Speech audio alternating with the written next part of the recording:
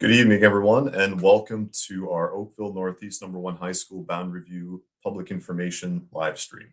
We're happy to welcome you this evening for the group to present to you, the community, the new boundaries that we're proposing as part of the opening of the new Northeast Oakville High School, as well as looking at some of the French immersion considerations that we've been reviewing as well as part of a committee on how we're going to be offering the program in the next few years. So as part of this evening's agenda, we'll go through a number of options, review these things with you, and then we'll provide you with an opportunity to ask your questions throughout the meeting. So with that, I will get us started and pass it over to my co-chair, Tara Connor, to begin with the land acknowledgement. We begin by acknowledging the land and our responsibility to care for and respect all that provides us with life. This land upon which HDSB is situated is on the ancestral, treaty, and tidal lands of the Anishinaabe, Ojibwe, Mississauga Nation, now known as the Mississaugas of the Credit. Mississauga territory in the past and present continues to host both Indigenous and non-Indigenous peoples. The HDSB is committed to continuous knowledge building with respect to actions that address and resolve the ongoing impacts of colonialism.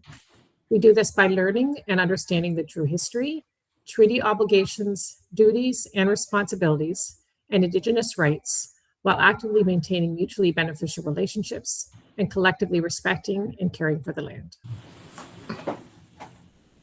Thank you, Tara. And with that, I will pass the word over to our director, Curtis Ennis. Thank you so much, Fred. Unfortunately, I am in my car, so you won't see my face, but my avatar will do just as good a job. I am just so excited about this particular boundary review. I know that our high school is going to be a stellar one, and I just want to say thank you to the trustees, the parents, all the school communities, the staff, for everything that they're doing to make this boundary review one that will bring out the very best in our school. So I'm just delighted to be looking forward to what's going to happen next year, 2027, because I think it's going to bring such excitement to the community, and I just want to thank you all. Thanks, Curtis. And with that, I'd be remiss not to acknowledge our trustee partners that have been part of the steering committee, those affected, and our out-of-area trustees as well that have been assisting us with this process. So this evening, we're joined by Audrey Wilbenhorst, the wards 5 and 7 trustees. So this is the trustee that's currently benefiting from the new high school. Tanya Rocha, Oakville trustee from wards 3 and 6. Trustee Carol Baxter from wards 1 and 2. Trustee Joanna Oliver, Oakville trustee for Ward 4, and our out-of-area trustee that's assisting us in this process is Danya Daniele, our Milton trustee from Wards 1 and 2. With regards to tonight's agenda, we have a few things we have to get through. So first and foremost, we're going to do some introductions. Afterwards, what we'd like to do is give you an overview of the boundary review process, what we've done to date, where we're going. And also we'll hand it off to our parent representative that'll give us a little bit of some insight as to what her experience has been throughout this process. Afterwards, we'll give you a little bit of insights on the French immersion realignment that we've been exploring as part of this review as well, both north of Dundas and south of Dundas. We'll present to you the options for feedback as well as next steps. And then afterwards, we'll open up the floor virtually and take your questions through the online form, which we'll present to you in a second, and answer those questions. So with that, throughout the meeting this evening, I suggest that either you can take this QR code, which will give you a direct link to the question forms on our website. And what this does is you can submit your question. We will see your question at the end of the meeting. We'll be able to respond to it accordingly. Do know, however, that if your question is similar to others that are being received, it might just be consolidated with those specific questions. So if you don't hear your question answered, that's probably why. Or if your question is out of scope, we may not address it as part of this review. So with that, we'll also be providing this information at a later date in a certain form that you can review afterwards, or your community members can also have a look at to see what was discussed at the meeting. If you don't have this QR code or you're coming a little bit late, You will be able to also access this question form on our webpage as well for the dedicated Oakville Northeast #1 boundary review. So just to get us started, so what is the purpose and the objective of this boundary review? So at the November 4th board meeting, the trustees approved a motion to initiate the Oakville Northeast Secondary School and French Immersion Review. The intent of this was with the ongoing construction of our new high school at the intersection of Burnham Thorpe and 6th Line, we had to establish a new boundary for that particular school, as well as review how we're delivering the French immersion program throughout Oakville. This means both in the new area north of Dundas, as well as south of Dundas, namely in the areas of south of Dundas, west of 60 Mile Creek, so Garth Webb, Abbey Park, and TA Blakelock, and to review the overall distribution of that program. So our primary mandate was definitely defining the new boundary north of Dundas for the growth area as to what is going to be the English track boundary, and starting to give some direction as to where our grade 8 students are going to be going in the coming years when we open the school as of September 2027. The secondary mandate we wanted to also review is the distribution of the French immersion program, both north of Dundas and southwest area of Oakville. Particularly, we want to see the ongoing viability of the French immersion program currently offered at TA Blakelock, and see if there were any opportunities to potentially reconsolidate the program at Garth Webb or in other schools to increase the overall student population. One of the main drivers for this is that we definitely saw a decline of student enrollment in the FI program, particularly at TA Blakelock, to an extent where the numbers were so low, we were starting to be concerned around the overall viability of the program. So what we're setting out to do as part of this review was to also assess how we'll deliver the French immersion program moving forward. Also triggered by the new secondary school as to what schools are going to be taking on the French immersion students that want to continue on with the program. Do note that a little bit different than what we initially set out to do is to implement the new FI boundaries for September 2026.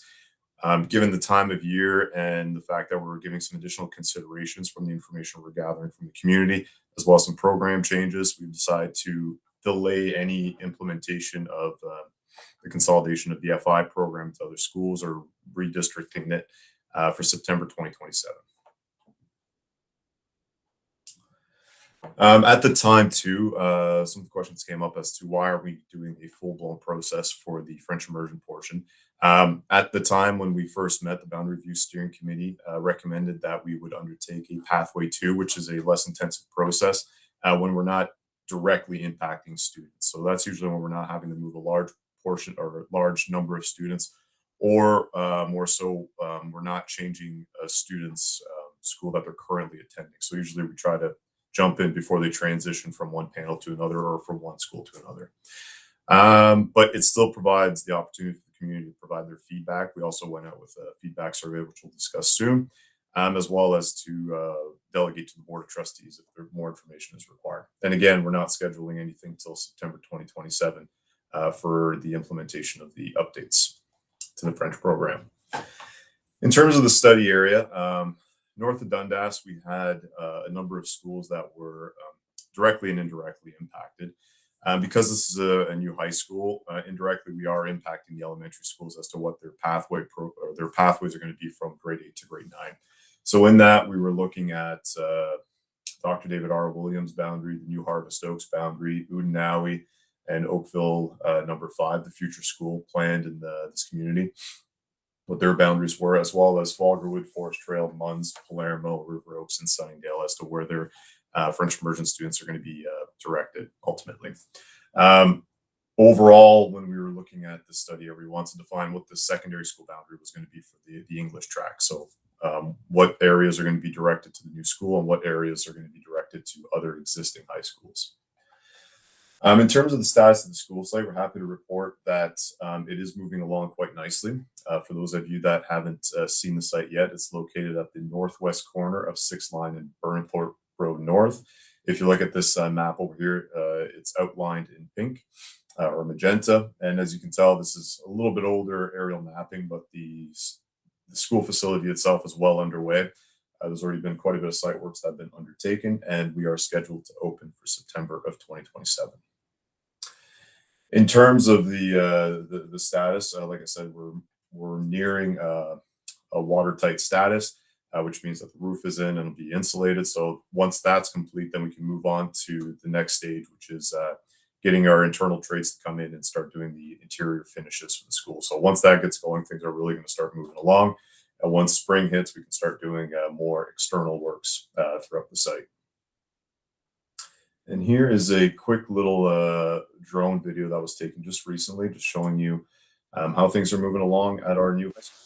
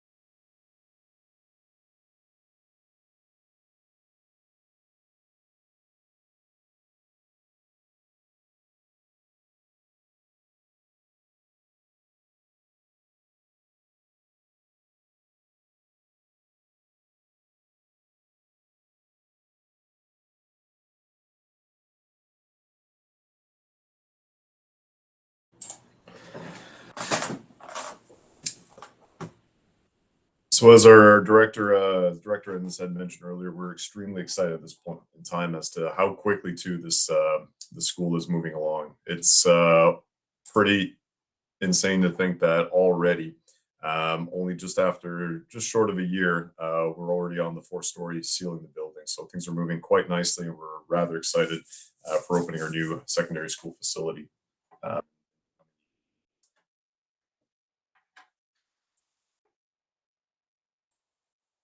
All right, so in terms of timelines right now, a little bit different than our typical processes, but in this boundary review, we are running 2 concurrent pathways. So one is the full process in defining the new secondary school boundary for the north of Oakville, as well as our second pathway, which is the realignment of the French immersion program south of Dundas.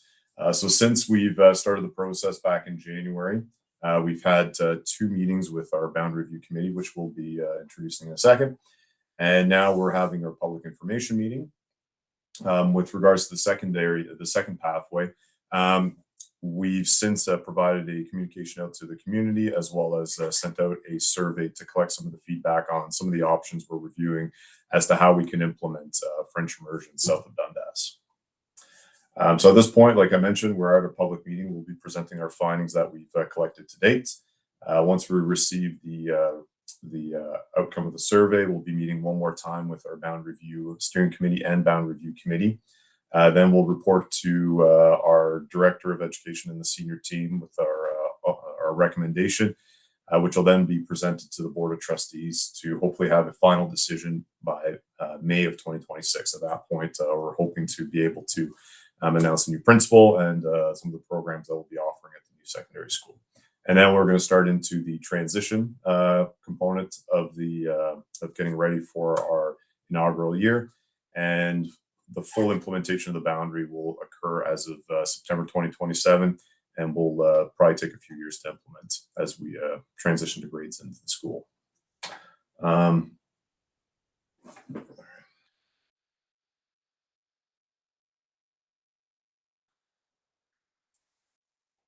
All right, in terms of communications, we've definitely done a number of different avenues in order to keep our community informed. We did start with our dedicated webpage for the Boundary Review, as well as a dedicated Boundary Review Committee email. So all the questions that we're receiving from our parent communities, we're receiving here, and we're responding accordingly. We've also used School Messenger, and we'll continue to do so to provide any updates that are currently happening throughout the process. Everything that we do as well for this review, everything's going to be posted on the website. So if you want to look back at the previous meetings, the minutes, the presentations, the options, you're free to do so, and all the information will be made available on the website. So now for our Boundary Review Committee. So we want to do a quick introduction to who's part of this committee, and then we'll hand it off to Mitu, which will give us a quick overview of her experience as part of the Boundary Review.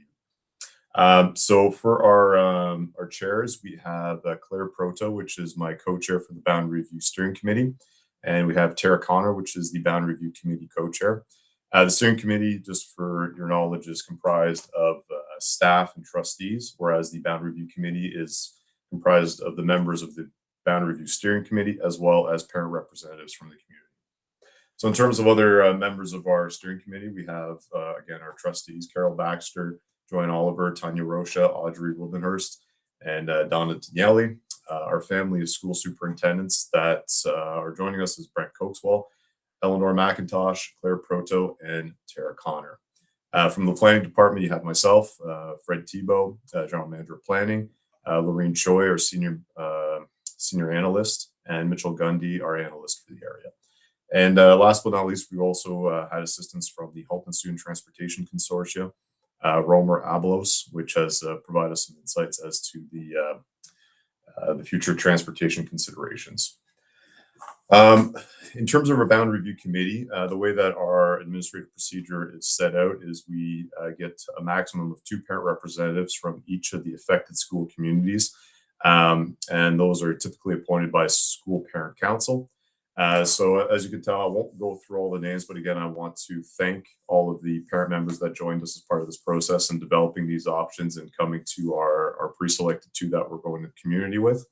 Their role is to present options and to present options, discuss options, determine overall criteria that we want to weigh those options with.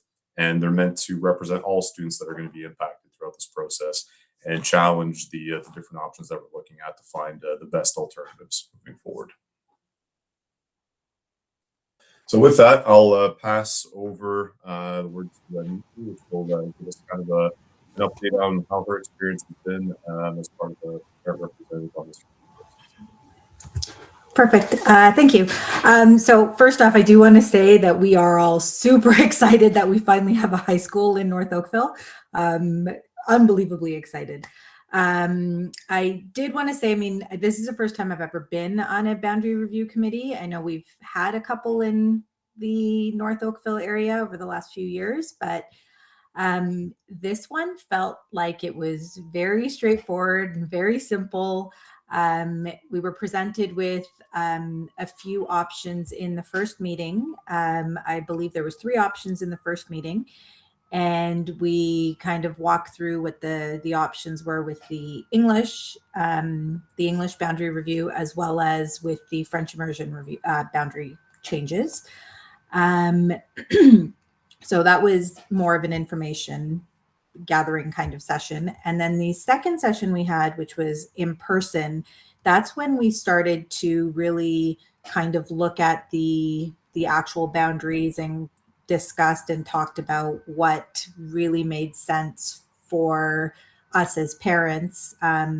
So we sort of looked at, talked about what the priorities were. Mainly, I think the 3 things we sort of focused on were, 1, trying to keep cohorts together, really making sure that when kids graduated from grade 8, that they were, going to be able to go to grade 9 with most of their friends. We also looked at, familial situations, and we kind of discussed what would happen with different families if one child was at one school and one child was at another school. And then we sort of also discussed a little bit on like the proximity to the schools. So based on looking at those, we kind of took the 3 options and whittled them down to 2, which is the 2 that I believe are going to be presented to us either here or on the website. But yeah, it was a very straightforward, simple process.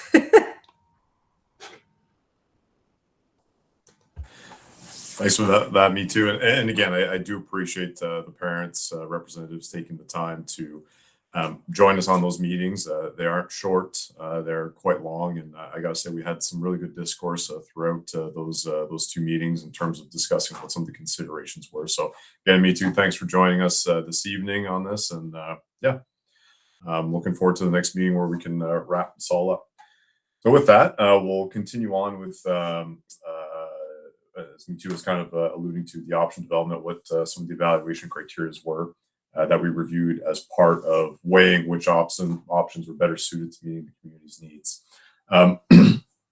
So as part of our administrative procedures, we typically have 6 criteria that we want to evaluate options based on, and they vary from geographic areas and barriers. So we want to make sure that whatever boundaries we're developing, as much as possible, we're trying to make them so that they're contiguous to one another, and that overall they do somewhat represent a community model to the best of our abilities. Again, sometimes there's limitations on what we can do based on the next piece, which is the viability of programs. So we do want to ensure that as we're building these boundaries, that they're large enough to sustain a student population for that particular program so that it can function healthily. So that means having enough student bodies that generate enough staff, that generate enough resources for that particular school so we can offer the most optimal program, whatever it may be. We have the student experience, which is definitely one that we always see as a very high priority for our parent communities as we go through these reviews. The biggest thing about the student experience is definitely, especially in a growth area like North Oakville and the surrounding areas of Oakville, is how do we minimize the amount of impacts we're going to have on our students? How frequently do we move them? How frequently are they going to be part of a review process where they're having to go to school? And how do we find ways to minimize that? Moreover, there's also considerations on how are we going to transition our students into their new school facilities, whether if that's a panel change going from elementary to secondary, or even if they're going from secondary to one secondary school to another. How do we make that transition as easy as possible and prepare them for the upcoming change and make it as much of a comfortable and exciting process for them as well? Another consideration we have is balancing overall enrollment. So in doing these reviews, a lot of times we're having to look at multiple schools and ensuring that where possible, while meeting the other criteria, are we balancing enrollment between one school and another to make sure we don't have empty spaces in one and surplus capacity, or empty space in one and a number of portables in the other. Again, we're having to balance that out on trying to keep a community level school as well as trying not to over encumber a school.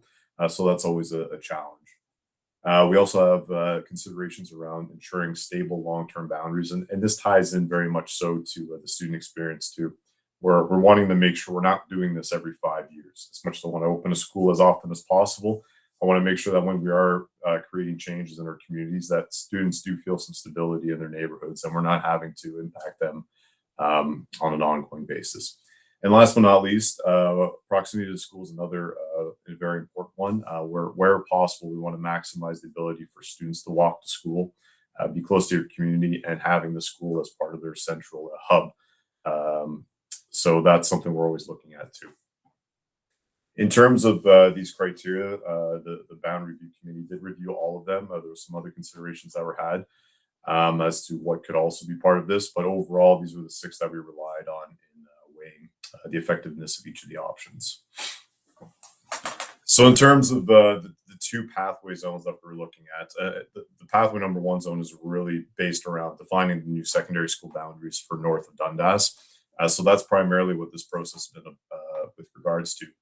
And then the second pathway was with regards to how we're delivering the French immersion program south of Dundas. So in doing this, a lot of times what we'll do is we will divide these areas or these study areas into various zones, little geographic areas, which we then use to develop projections in each one of them, which considers the existing student enrollment that reside within those zones, as well as the future development and how many students those will be generating.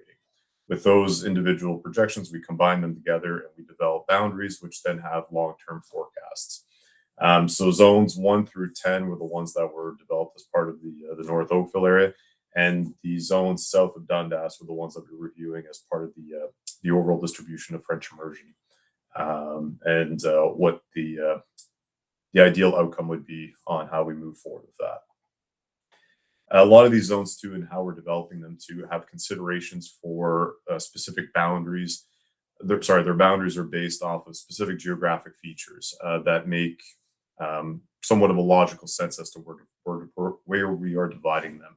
So if you have a major roadway, usually that'll be the boundary of the zone. Or if you have a major natural feature, that could also define the boundary of the zone, as well as we try to minimize the amount of neighborhoods we cut through as well, just so that your next door neighbor is not going to one school and you another. So these are all the considerations we're having as we're developing these zones and developing these potential options as to where these separate areas can go in terms of their homeschool. Just to speak a little bit to the boundary review and the FI realignment. So there's both the work on the pathway 1 to define what the where we're going to be offering FI north of Dundas, what secondary schools are going to be attending. But as part of the review work too, and part of the pathway 2 work was better understanding what some of the options were for delivering French immersion south of Dundas. One of the reasons this whole review was triggered was that over the last few years, we've been noticing that the uptake in French immersion has been declining quite a bit in the grade 9 moving forward over the last 5 years, which resulted in a much smaller French immersion student population. During the same time, we've been seeing Garth Webb, which initially had the entirety of the French immersion program, which has been somewhat declining in enrollment slightly. So there's less growth pressure. So there's an opportunity to maybe bring back the whole or in part the French immersion program. And it also has a more substantial population too. So that's why we set out to, as well as we did have 2 elementary schools that their grade 8 cohorts were split between Garth Webb as well as T. Blakelock. So that means based on where they were living, some students would be going to Garth Webb's and other students would be going to T. Blakelock. So as part of this, looking at the declining enrollment, the shrinking of the program at T. Blakelock, as well as an opportunity to fix split cohorts, we want to undertake this work. Initially, we were looking at starting phasing this out as of September 2026, but given the fact that we were so close and students were already had their option sheets in other schools that were going to be registered, we felt it'd be more prudent to wait a year and see how things are going. But the intent is that the only impacted students would be the ones that are transitioning from grade 8 to grade 9. Those that are currently attending at T. Blakelock would be given the opportunity to remain.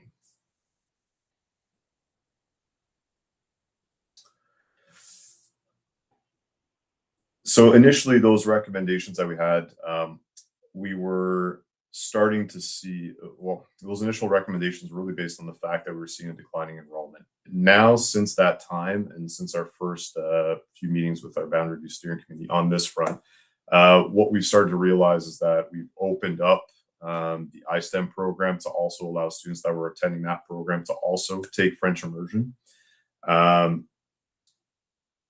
And in doing so, we saw a little bit more of an uptake in the overall program. So that's why we're taking a little bit more time to decide, okay, have things changed enough so maybe there's a change in trends, which initially are concerns of there not being sustainable enough population. We're shifting away from that, or do we just need a little bit more time to see what's happening overall?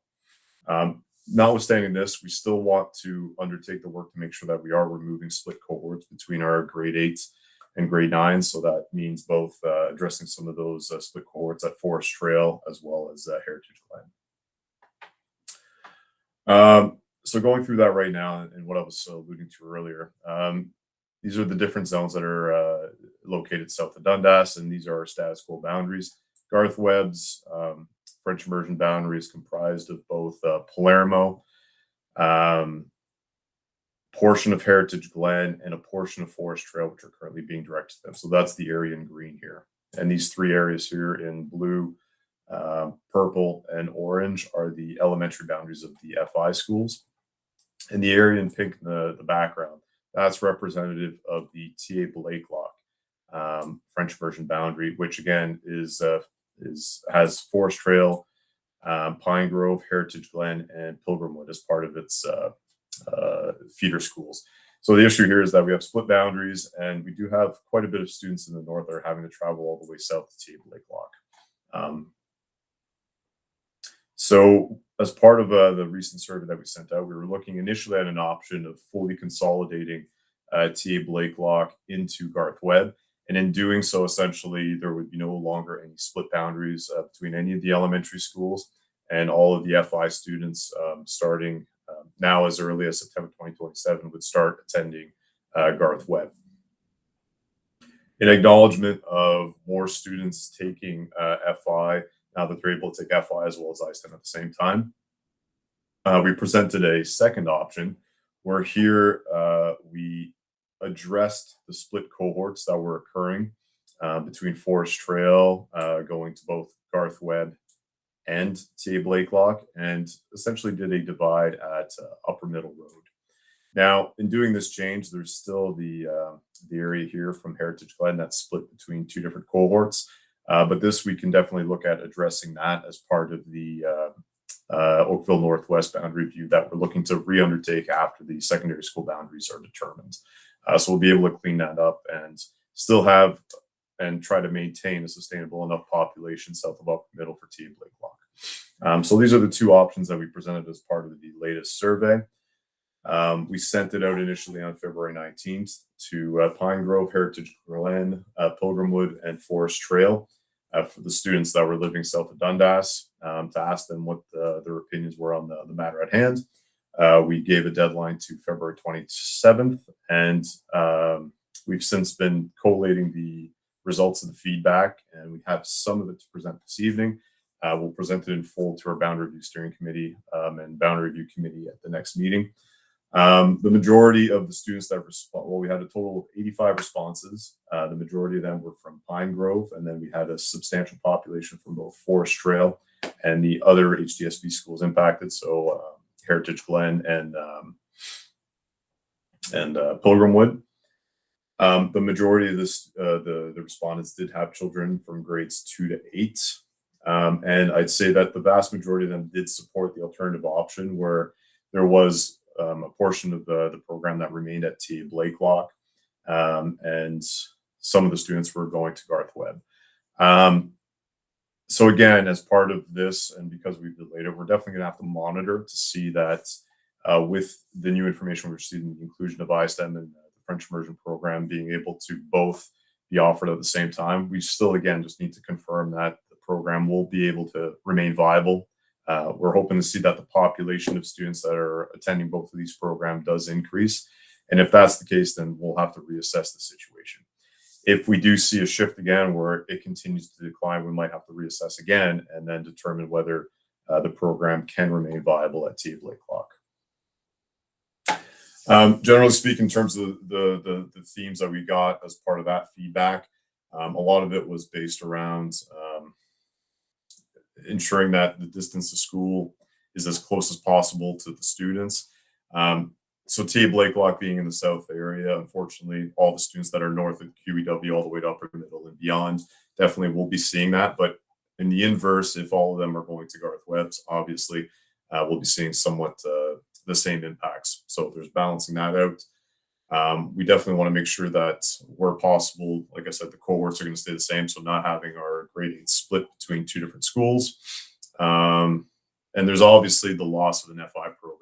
It's never a great thing when we're having to consolidate the programs. But we definitely want to make sure that whatever we're doing when we are offering the program, we're offering the best possible program with as many options available to students. All right, so that's a little bit of an update on where we're at with our FI review. And again, as I can see through the questions coming in, we'll definitely be addressing some other inquiries that have been coming from the community.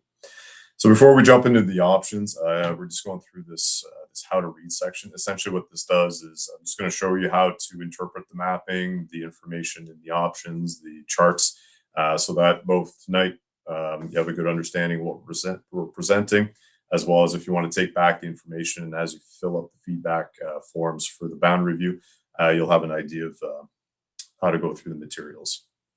So again, as I mentioned earlier, each one of the options will have a map, and in those maps, you'll have various zones.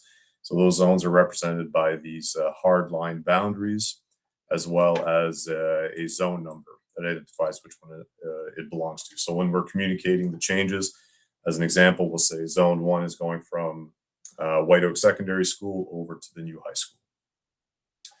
In terms of the boundaries for the schools, we typically delineate the study areas in a hard dashed line, and then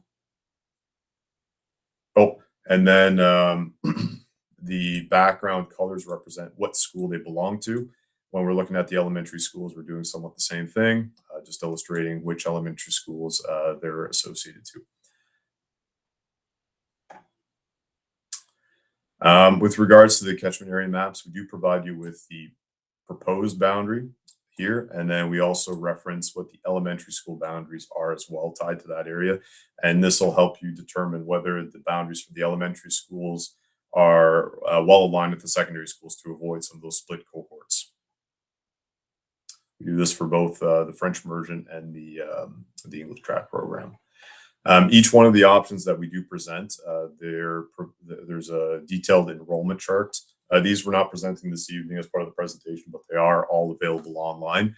Essentially what we show here is the name of the school, the on-the-ground capacity school, so it's built capacity, bricks and mortar. Then afterwards, we jump into the portable capacity, which we illustrate what the maximum number of portables are, as well as the corresponding capacity. So for secondary, it's 23 students to 1 classroom. And then we provide the total capacity of the site. So typically what that means is that's the maximum number of students you can have on the site before you exceed the portable capacity. And this typically assumes a 4-period day or a common lunch. If you jump up to a 5-period day, then that capacity obviously increases because you're adding in an additional time slot. But anyways, with that, we also have each of the programs that are assigned to that particular school, as well as their 10-year forecast on enrollment. And afterwards, on the bottom with the total enrollment, we have the total amount of students that are expected for that particular year, and with some corresponding colors that if it's green, it means it's below its built capacity. Yellow means it's in portables. Red means it has surpassed that capacity. In greater detail, you have the utilization, which is the built capacity of the school, enrollment over the built capacity of the school. And then the number of empty spaces or deficit of spaces, which means you need portables, and the total number of surplus or deficit classrooms, which if there's these are just strictly the number of portables. My apologies. Changed that recently. All right, and then the option charts that we'll be showing as part of the presentation. We do the same information we showed you earlier in that table, but we're presented in a visual format. In this, we have the 10-year transect of projections, The y-axis is your enrollment, the x-axis is your years. The area in green represents your English students over that 10-year period. Blue represents your FI students, and orange, the special education students that are assigned to that particular school. Afterwards, we have the black line here, which is representative of the built capacity school, and the red line, which is representative of the total max capacity. So generally speaking, if enrollment surpasses the red line, that usually means we have an issue. If it surpasses the black line, that means that we're going to be getting into portable soon. And we indicate the number of max portables available on site, as well as the total that are anticipated for that particular year. Something in particular, just strictly speaking for White Oak Secondary School, seeing that there are 2 campuses, you will note that there will be 2 lines for capacity, one for the South Campus, one for the North Campus, and the third one on top is going to be for the total capacity of that campus overall. All right, so let's go through the options, and then we'll move on to our next steps in open question period. So currently our boundaries that are in place as of now, the whole of the study area, which is everything north of Dundas, is currently being directed to White Oaks Secondary School for the English track program. And the same is true for the French immersion program. All students here are being directed to White Oaks. So as you can imagine, we do have some split cohorts in the west secondary plan area. And in the north here, we're split between certain schools that are partially going to Garth Webb. Some of them are going to WAS when they should be going to Iroquois Ridge or others. Oh, this is better shown here in this FI map. So again, everyone north of Dundas is currently going to White Oak Secondary School, where some of the feeder schools, particularly Munns, Dr. David R., Unawi, and Palermo are being, should be directed to their other schools, but in fact, they are all going to White Oak Secondary School. Oh, here's the elementary. So again, all of these are currently going to Palermo, which portion of them are going to Garth Webb. These students here are going to Forest Trail, and then they're split between Garth Webb, T. Blakelock, and WAS. And then here at Munns, they're typically housed at Iroquois Ridge if they're south of Dundas, and if they're north of Dundas, they're going to White Oak Secondary School. So as part of this review, we definitely want to address some of those misalignments. As of now, again, because the school doesn't have a boundary, there are no students assigned to it. White Oak Secondary School in particular, this is the 2 lines I was mentioning earlier with regards to its capacity. The bottom one here, that's your South Campus. This is your North Campus, and this is your total capacity. As growth proceeds in the North Oakville Secondary Plan area, White Oaks will surpass its maximum capacity. So there's definitely a number of students we need to remove there and bring them to their new high school in the north. Garth Webb, as I alluded to earlier, as the neighborhood ages, and there's fewer students in those areas, we are seeing an overall decline, which is giving us some space to potentially fill that up with additional students where there's an opportunity. And the same is true too where Iroquois Ridge. It's certainly an area where the neighborhoods are aging, so we are going to see some surplus capacity in the coming years. These are the walkwebs that we developed too, so we're going to present them as part of this the status quo boundaries, but they are applicable to all of the 2 options that we'll be presenting this evening. So what a walkweb is we take the point distance from where the school is located, and we measure out 3.2 kilometers away. And that is the eligibility distance that we use for the Student Transportation Consortium to determine if you're eligible for a bus or not. So if you are within the colored areas along those roadways, that means that you are within the 3.2 kilometers and therefore not eligible for a bus. And if you fall outside of those areas, then that means you're beyond the distance and you're eligible for a bus. Again, that depends on whether or not you're within the boundary. So if those walkwebs extend beyond, then you're not eligible. So first and foremost, are you within the catchment? And secondly, are you within 3.2 kilometers?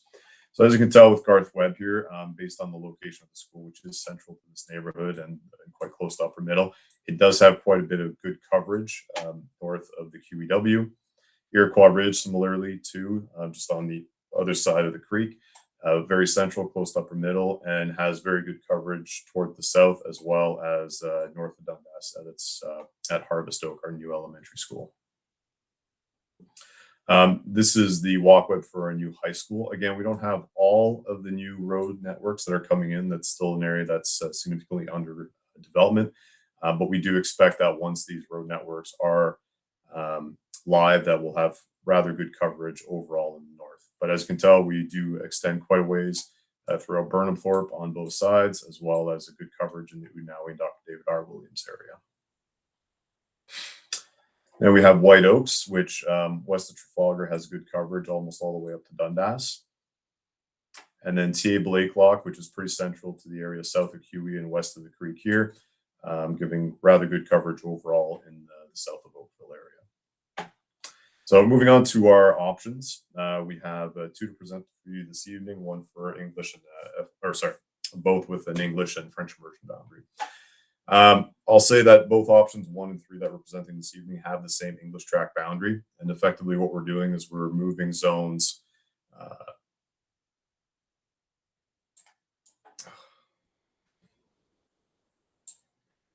we're moving zones 1 over here that is west of the 16 Mile Creek, which is currently being directed at Palermo, and we're going to align it with its family schools at Garth Webb. And then zones 2 all the way to 10, which are currently being directed at WASP, that will establish the new English track boundary for the new high school. For the FI boundaries, here we're doing a little bit more realigning. At present, the entirety of it, as you will recall, is being directed at White Oak Secondary School. In this instance here, what we're doing is we're going to direct the whole of the Palermo boundary, as well as Udinawi and Dr. David R., which are currently being feeder schools towards Forest Trail. We'll send all of them over to Garth Webb, just so that we can line those grade 8 cohorts. And then the future boundary for Oakville number 5 is going to go to White Oak Secondary School, which they're currently being directed to Sunningdale for their elementary French immersion program. And then areas 8, 9, and 10, which are also going to WASP right now, we will redirect them to Iroquois Ridge, which is where MUNS is located. So that way all of our grade 8 cohorts can be aligned in this option. Now, overall,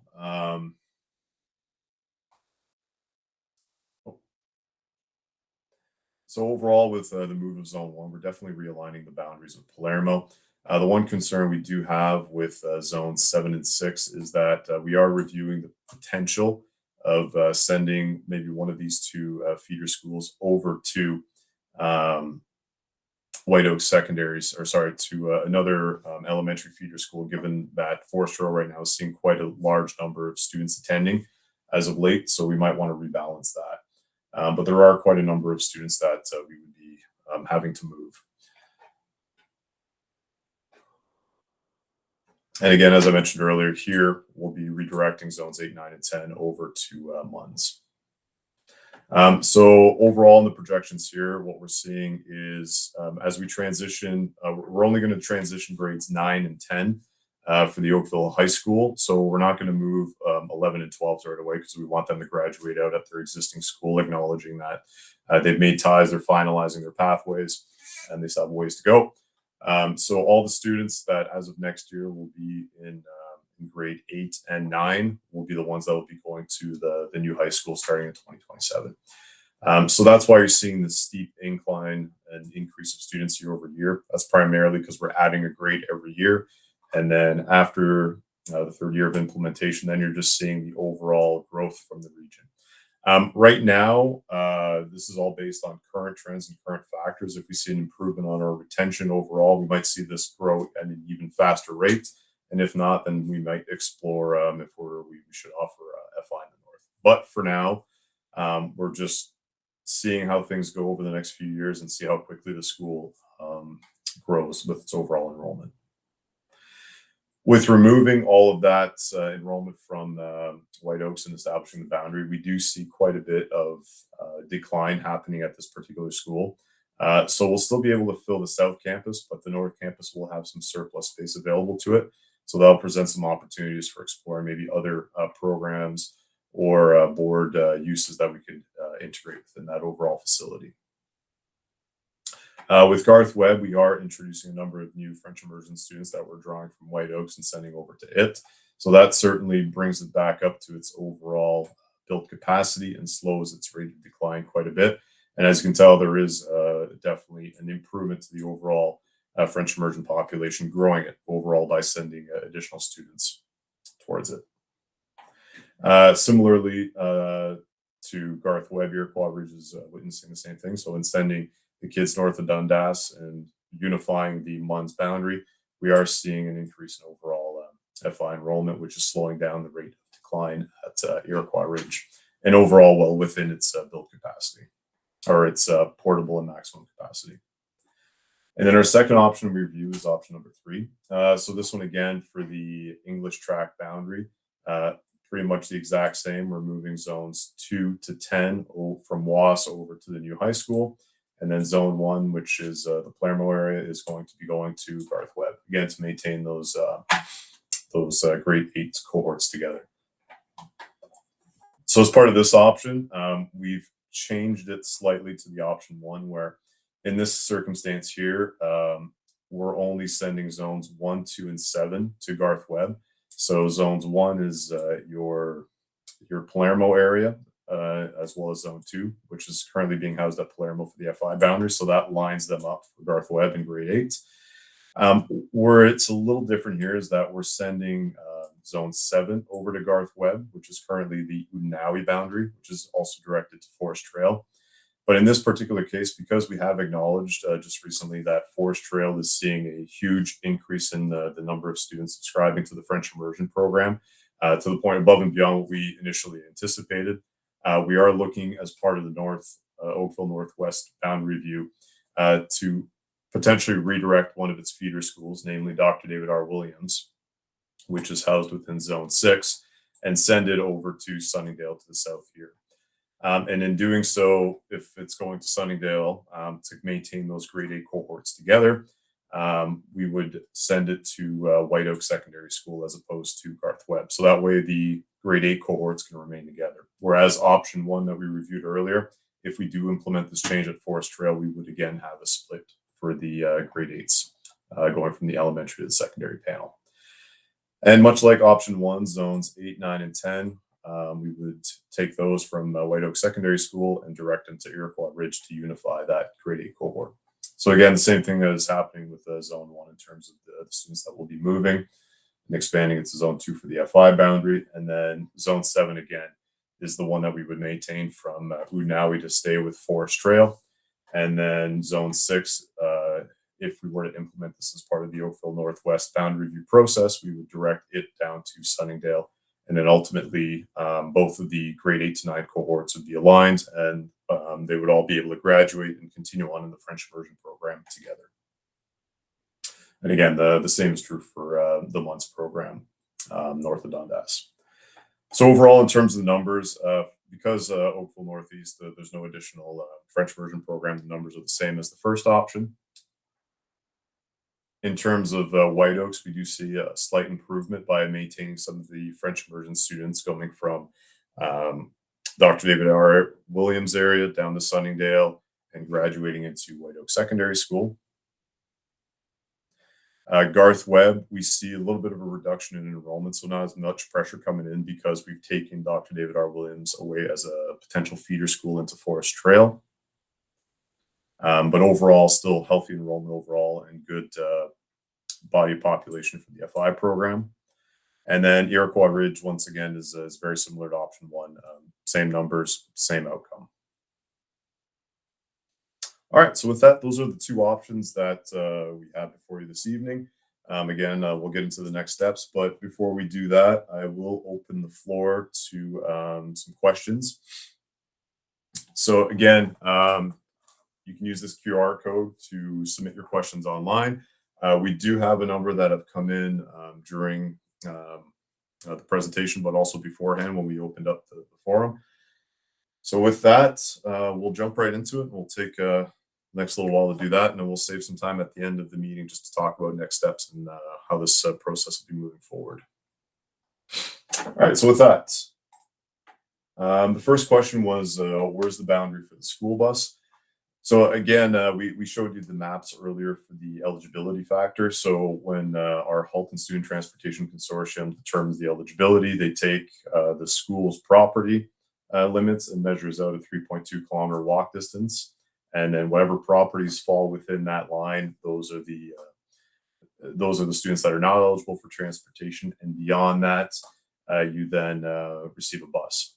In particular instances, if you are within that boundary, we do define at times exception areas where there might be a roadway hazard or the lack of infrastructure, sidewalks, crossings, or things like that, that would preclude you from accessing the school safely. So those are sometimes exceptions we implement so that you may be within the 3.2 kilometers, but because of that hazard, you might be given temporary transportation until either one, that hazard is removed or improved, or it might stay there indefinitely if there's never any improvements.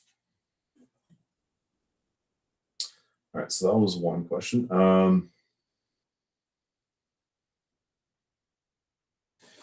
The next question was, what is the desired outcomes of offering secondary French immersion programs at certain locations with Halton?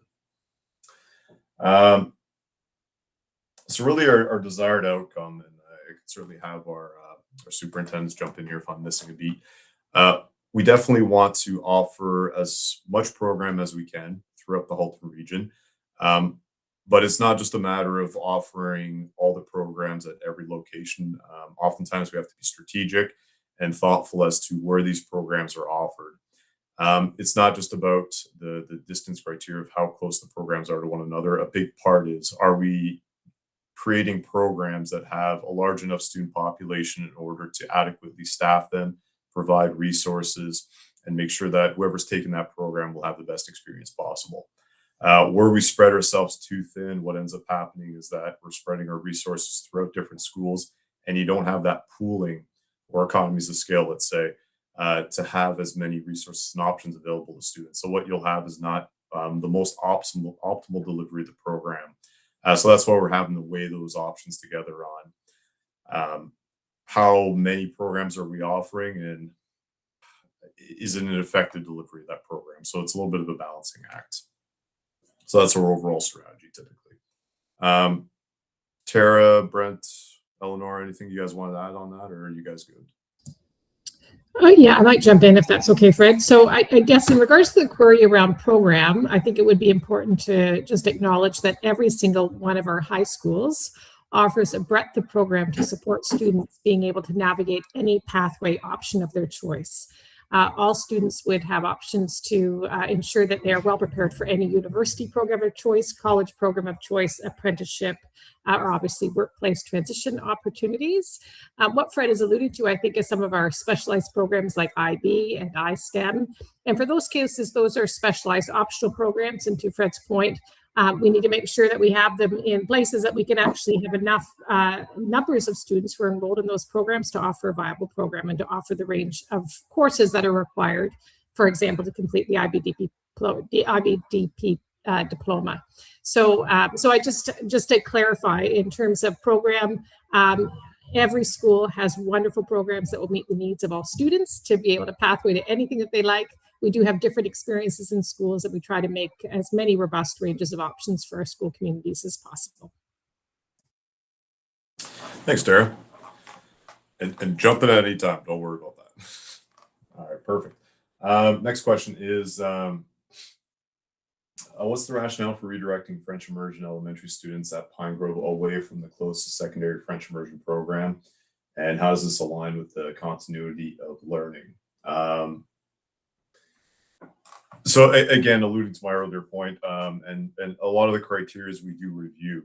So if I were to use the 6 criteria we discussed earlier, it's a balancing act between all of those various competing priorities. So one of the reasons that this came up and why we embarked in this review of whether to continue the French immersion program at TA Blakelock was really grounded on the criteria of the viability of the program. Over the last few years, we've definitely seen an overall decline in the number of students that were transitioning from grade 8 to grade 9 at TA Blakelock.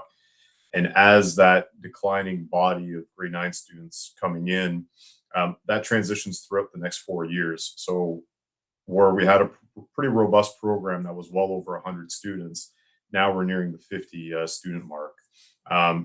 So because of that, and again, to a little bit what Tara was saying, is we want to make sure we're giving as many course offerings and a robust program as possible, but it starts being difficult when you don't have enough students to fill out an entire classroom, or you can't really necessarily do splits in the secondary panel like you can in the elementary. So because of those challenges, we saw it potentially being a benefit that, albeit we're not meeting the distance criteria, we're trying to create these neighborhood FI schools, we're weighing more heavily on the viability of the program. So that was where we were reaching the hard decision of, perhaps we'd have to redirect Pine Grove to Garth Webb in order to keep that large body of students together for the French immersion program and pool those resources, teachers, among other things, to make sure that we're providing the most optimal program that we can.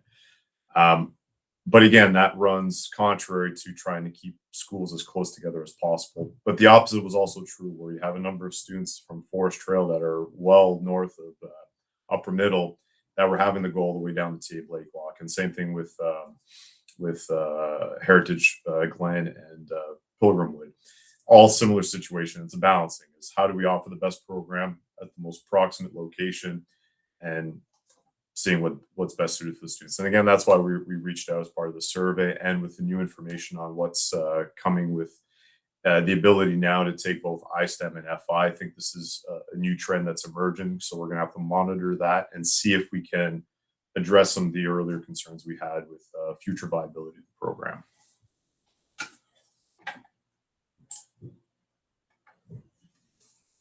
Okay.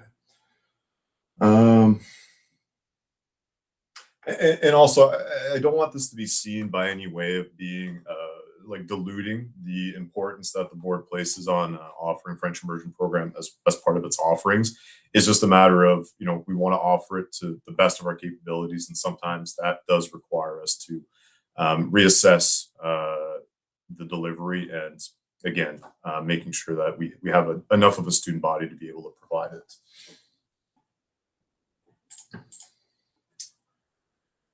General question, I guess, in terms of consultation is how many responses do you need to reconsider having French immersion programs at Tate Lake Lock? I don't really think it's a numbers game, to be honest. I don't think it's a matter of saying we're going to have this many responses and therefore we're going to leave it there. I think the biggest thing that we're doing as part of this consultative process is understanding where the concerns lie and see how we can balance those concerns with still trying to accommodate for our end goal, which is the offering of an optimal program. So even if there's a strong community willingness to keep it in TA Lake Lock, but we don't see the numbers working out, we're going to have to make a hard decision at some point in time, whether for or against it.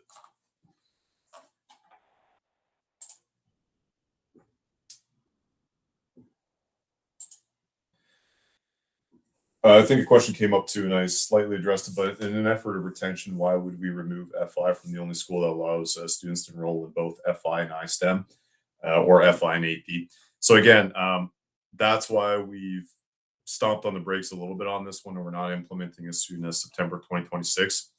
We want to see that, or we want to assess whether allowing for FI to be taken alongside iSTEM and AP does result in the same outcomes, where if we have a higher proportion of students opting to take French immersion courses, that'll definitely translate into more sections being offered, therefore more teachers.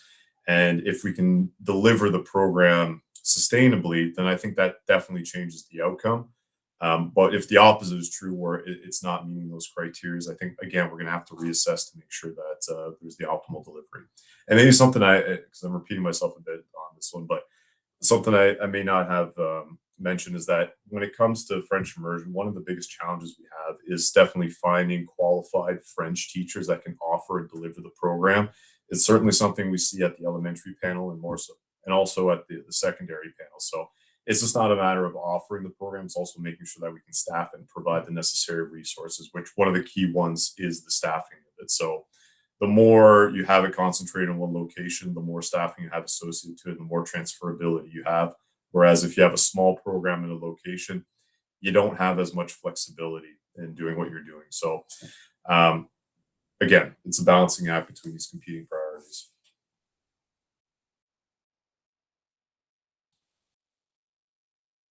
Will the slides be data available to show its current capacity, attendance, as well as future projections similar to other high schools? Yeah, we certainly can. We'll post the presentation, and if there's information that's required for the French immersion at TA Blakelock, we're more than happy to do so. So we'll make that note and provide it as part of the website. Has research been done on why the declining FI enrollment? If so, can it be shared? We have not done specific research as to why the French immersion program has declined in the Pine Grove area at TA Blakelock. What we did see as part of our projections is that there was a smaller number of students that were attending the program year over year, which contributed to its overall decline. In reviewing kind of the more recent trend of offering iSTEM or giving the ability of iSTEM and AP to be taken concurrently with FI, we did see a little bit of a jump in the numbers. Now, whether or not this is a one-year blip or if it's a continued outcome, or if they end up actually attending TA Blakelock and taking the programs, I think that's one of the reasons, again, we're delaying any implementation for a year so that we can assess whether there's been success there. And if we are truly seeing an increase in overall participation in the FI components of that are being offered at TA Blakelock, I definitely think that changed the discourse. Notwithstanding that, though, we still do want to address these split grade A cohorts, and that's why we presented two options. And we're going to have to do some additional work as part of the Northwest Boundary Review to make sure that we don't have split cohorts. We have boundaries that make sense, and we're trying to deliver as optimally as possible.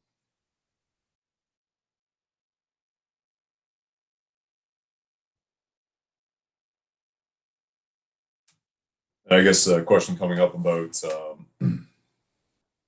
are we creating split cohorts, or is it better to bus the South students to the North instead of the other way around? Again, it's just we're seeing a lot more participation at Garth Webb historically than we have been at TA Blakelock. So the fact that they're wanting to attend the Garth Webb school, or they're actually attending, that's why we're at least seeing that trend will continue, whereas we're seeing a decline in TA Blakelock. So that's the rationale as to why we're sending them north.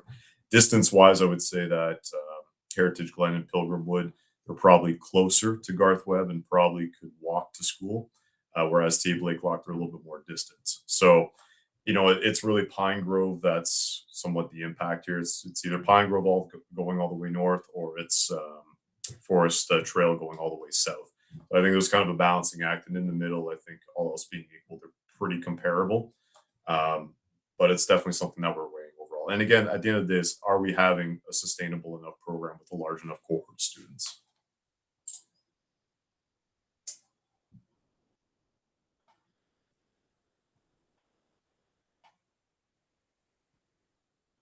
Okay, so as most of the areas around Sixth Line and Carding Mill Trail and across Burnthorpe is still under construction, road and sidewalk, was the plan to ensure the commute to the high school will be safe and walkable for students in the surrounding areas? Is opening the school aligned with the roadmap for completion of all the road and residential construction? Very good question. I would say that it ties a little bit earlier to what I was mentioning with the exception areas with transportation. If students that are reliant on a sidewalk to go to school along Burnhamthorpe, let's say, and there is no sidewalk on north or south of the road, then that area can't be considered as part of the walk distance. So that may result in temporary transportation, bus transportation provided by the board, be given to the student until such a time those sidewalks are constructed and the neighborhood is closer to completion. North Oakville is definitely going to be under construction over the next 10, 15 years. It's going to continue to do so. So construction is going to be a reality. Burnhamthorpe is going to be urbanized over the next few years. Same with Sixth Line, which is probably going to be closer to completion than the remainder of Burnhamthorpe sooner rather than later. But As part of our process in determining eligibility, our consortium is constantly reassessing to make sure that the infrastructure is in place that our students are going to be relying on. And if it's not, we're going to have to be providing transportation.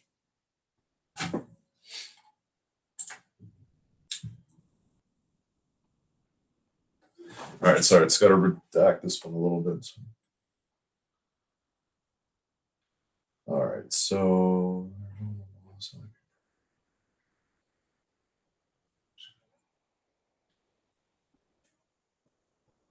all right, so this is with regards to the International Baccalaureate program that's being offered at White Oak Secondary School, and taking IB prep for the early years. So what I'll say is, if you're looking to take the International Baccalaureate program and the IB prep, we haven't confirmed, but the new high school will not be offering the IB prep 9 to 10. That's strictly for White Oak Secondary School.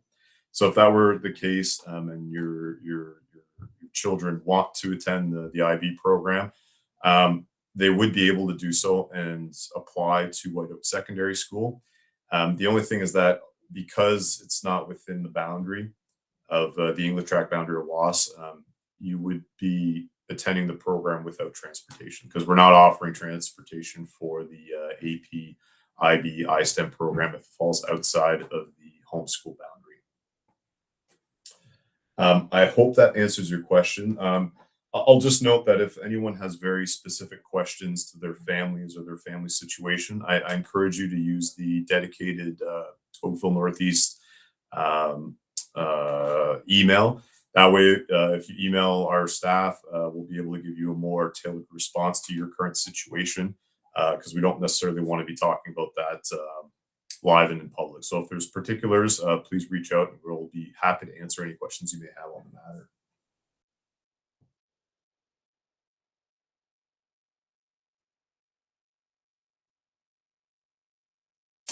Another FI question, has the impact of grade 2 full day entry been examined to see how it is now affecting enrollment in high school, as the current grade 9s are the first year that were impacted by that change, which is the South decreased,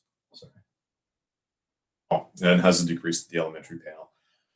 So for those that weren't aware, back in 2017, the board undertook a French immersion program review, and the outcome of that, or the goal of that, was to determine if there were ways to enhance the delivery of the French immersion model. There was definitely concerns at that time where schools that housed the program, and because it was open access and there were no caps, we saw a lot of our smaller English track schools see very small grade 1 cohorts, which made it a challenge because we ended up with such small classroom sizes. We were almost forced to get into triple split situations, which would mean that you'd have a grade 1, 2, and 3 all in the same classroom.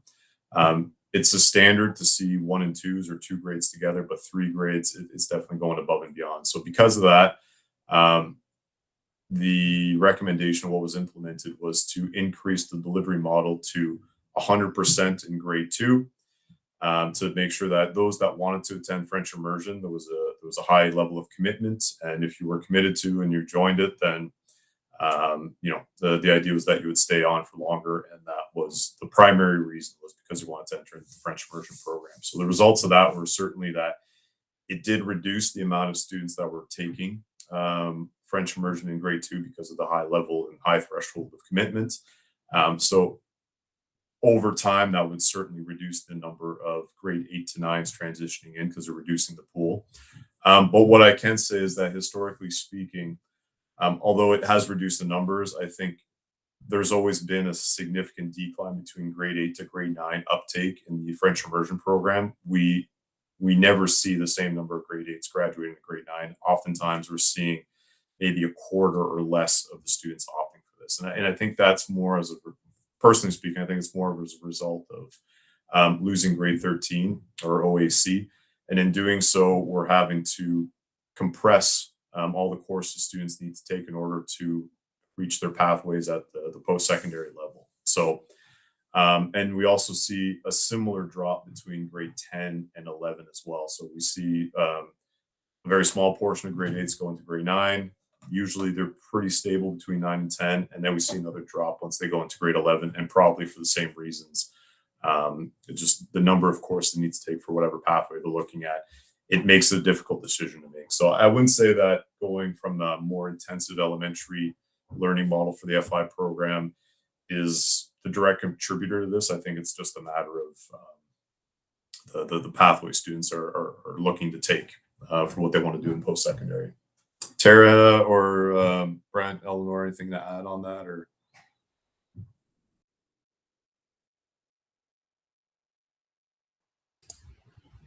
Yeah, no, I think you captured that well, Fred.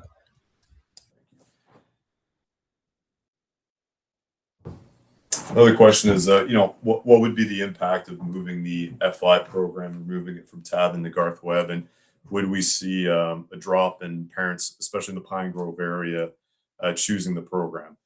I'd say that more than likely we may see, yes, a drop in the offerings.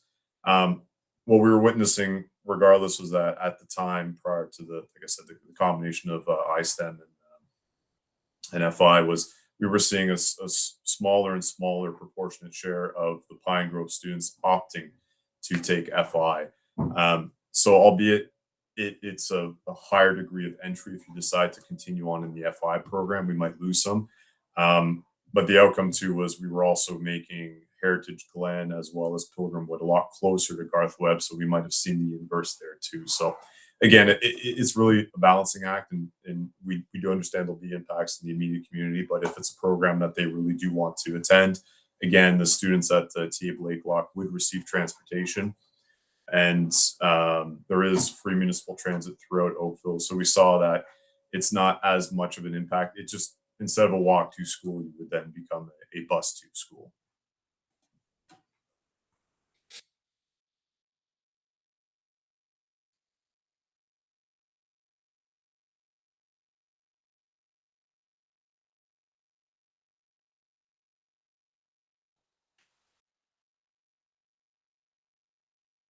So one of the questions are educators being consulted in regards to the program delivery success. I'd say that no. When we were reviewing this was strictly by the numbers. We were seeing a declining trend overall, and because these are aging neighborhoods, we were also seeing the number of grade 8s shrinking year over year over year. So as the grade 8 shrink too, because it's just an aging neighborhood, we saw the declines. And long term, if you looked at it, you are going to see a smaller program overall. So albeit we do very much value the opinions of our educators that are offering the program. A lot of times we have to take a more central and board-wide approach on the delivery of the model.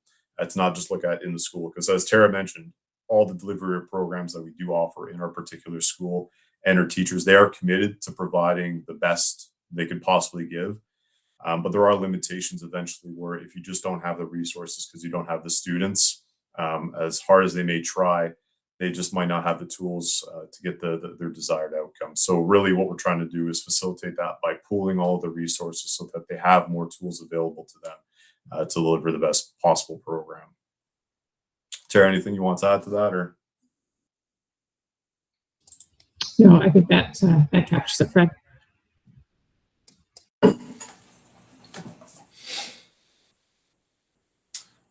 So another question with regards to that, is there a plan to ensure that parents more widely know that what's happening with the FI boundary review? It's not as clear about the FI review for the Oakville Northeast title, admittedly, yes, and more detailed questionnaire regarding FI be sent to parents. Would this be beneficial? I would say that, like I said, this is a little bit of an odd process in that we had two separate priorities as part of this review. The one was to establish the new boundaries for the English track portion of the high school, which is what the primary mandate was of the group, as well as where the French Immersion School north of Dundas were to be directed. as part of that. So this is why this review is very much concentrated on that. But as part of the pathway two, typically a pathway two, what we do is we meet as a steering committee, and then we review the options. And because again, not to diminish the perceived impact of this on the Pine Grove community or Heritage Glen, Forest Trail, or Pilgrimwood, because we weren't directly moving students that are currently attending TA Blakelock, we were able to undertake a pathway two, which is usually more, we make a decision, we get board approval, we give the community notice, and then they can delegate, and then we implement. In this one, given kind of the complexity of it, that's why we undertook this feedback survey that we sent on the 19th of February. That was specifically directed to the students that are south of Dundas to gather information on what their thoughts were for this potential relocation of the secondary FI south of Dundas. So I think that we've achieved a similar outcome here without establishing a boundary review committee. We just wanted to go a step beyond just to better understand what some of the concerns might have been for these communities. Because initially when we were looking at it, it was pretty direct for us to say the program's declining quite substantially. I think it's time to consolidate it. And it has been something we've been discussing with the administrators in the past a while ago, and now finally getting around to implement it as part of this review. But again, with the new information that we have, I think it bears further analysis for next year, and we'll see what the outcome is. But I think again, there's been a very specific FI questionnaire that's been released as part of that process that's since closed. Now we're talking more about what's happening north of Dundas. Notwithstanding that, there's still the opportunity as part of this feedback survey to provide additional information if you like.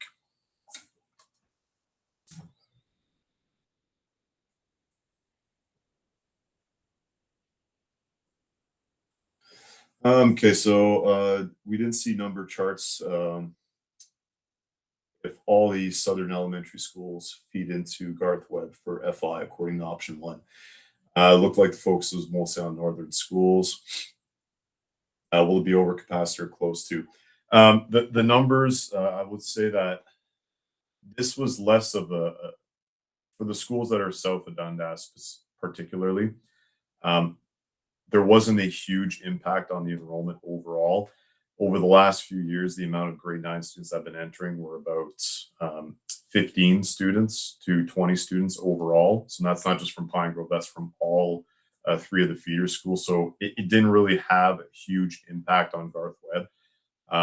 Arguably, I think a lot of the students that were in the FI program were actually going to Garth Webb or Abbey Park already. So to answer your question, will this impact Garth Webb's numbers significantly? I would argue that probably not, because they're either already going or the incremental impact is pretty minor. So at worst, we're probably looking at an additional 50 students with Garth Webb, as you can tell, was definitely declining year over year. And it's a school that sustained well over 1,700 students in the past, so we weren't overly concerned about that. The main driver of that review was less about utilization and capacity. It was more about the size of the program, making sure that we're delivering the best FI program we can.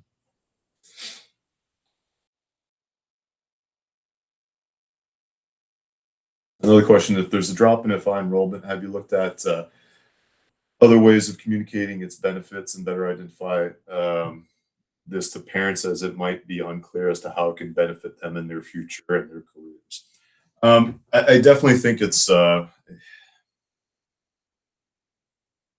the end of the day, it is an optional program. I think we do a good job of communicating, the benefits of our various programs. I just think that there's a lot of choices to be made, and there's a lot of difficult decisions that our students need to make as to what pathways they want to take, and a very limited number of course offerings there. So again, the example goes back to the larger the student body you have, the more variety and French immersion program you can provide. So it's not just your French classes. I believe you could also, and Tara definitely needs some help on this, but like more of your geographies, your histories, or your other more specialized French courses, where if you have too much of a small population, then your specific needs for those students are so spread out that you're not able to provide the variety And a lot of times that's why they're going to have to jump out of the FI program, because they need to get that chemistry, that geography that may not be offered if your population is too small. But anyways, I'm going to let the expert talk to this. Yeah, I can certainly jump in there, and even perhaps not specific just to French immersion, but to Fred's point, when you do have, and really when you get to high school, there is a range of optional courses that students can take, a range and broad range of pathways and interests that students have. What you need is a composite number of students that you can make viable classrooms, so you can offer great programs. So I know Fred has alluded to that many times. And so when I look at the questions around, where will IB be, where will iSTEM programs be, etc., French immersion again would be an additional optional program. We situate them in locations that we know that we can pull lots of students in, so that we have a wonderful, rich program that, to Fred's point, we could then have lots of options and opportunities within the program. So that's really the tension that you try to work through. It would be lovely if every single high school had every single possible option that's available for students, but in specialized programs, we do need to congregate so that we have a healthy, rich class size that we can, as Fred's alluded to, staff and provide lots of options and opportunities for the students within the program themselves. Thanks, Tara. And our last question here just is, will the new high school offer IB or AP? Has the specific programming been decided? And if I can jump in there if that's helpful, Fred. So we're still deciding, right? So part of it is, as we're doing our review and a continual look at the programs that have an interest for our communities. That's always kind of what we weigh in and navigate. So we're in the emergent stage, I would say, for our new high school. Two pieces that I would say, particularly since you referenced advanced placement and also referenced the International Baccalaureate Diploma program. We are seeing advanced placement in almost all of our schools. So I would expect that advanced placement would be there. That's a bit of a different program in that the way that you offer it is students can take specific AP courses, but it's not as expansive as the IB program, which you have to offer so many senior courses in order to run program. I would suspect that we will not extend our IB program to another location in Oakville. Unlike other boards, we actually have a very rich range of offerings of IB in each of our 4 municipalities across the region. We do have White Oaks that has a terrific program in Oakville, and there is space in that program to accommodate students. And so it serves us well to have those in specific locations, again, so that we can have the range of robust programming that the IB program requires in addition to our Ontario Secondary School Diploma. So I would say you could likely anticipate advanced placement. Likely IB would be continue to be located at White Oaks as our location in the Oakville community. Awesome. Thanks, Tara. All right, so that concludes our questions. So like I said, the other ones, if you didn't hear your question, it was probably because it was very similar to the others, or it was slightly out of scope. So I hope we did manage to answer most of them. I think we got through most of the list. But again, if you didn't have your question answered and you have a more specific request, I encourage you can reach out as part of the dedicated email. Or as part of the feedback form, which we'll get into a second for this particular review. You can also submit your question there, and we'll try to get hold of you. I do recommend, though, use the dedicated email. So the last part of tonight's presentation, I jumped the gun a little bit. My apologies. So we've presented the two options. The next step is we do have the online feedback form that is now open. You can respond to a few questions, and it's questions with regards to a little bit of your personal information, so we have a better sense of where you reside, generally speaking, and then feedback on the two options we presented and any additional questions or commentary you'd like to provide. If you have any questions, by all means, please send an email to us. We'll be happy to answer it. We will continue to provide updates as we get through the process. So as we near the next critical milestones, which will be going to the Board of Trustees, presenting the report first as information and second for action, those items will be communicated to you through your board messenger. So keep an eye out for that. And if there is an opportunity for you to delegate to our board of trustees at each of those meetings, you just need to go through the delegation process to do so. So for the feedback portal, it's going to close. It's a little bit of a short timeline because we're trying to get this in front of our board of trustees for April and then May. We want to announce the principal. We want to announce the programs as quickly as possible. But you have up until the end of day this Thursday to respond to the survey.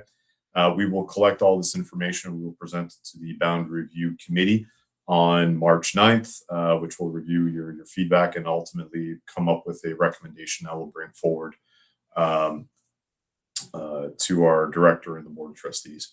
The webpage is your one-stop shop for all the resources. So for both tonight's presentation, the options we presented, as well as the other options, the other option that was previously presented, and the other meeting notes, presentations, and resources we shared with the BRC.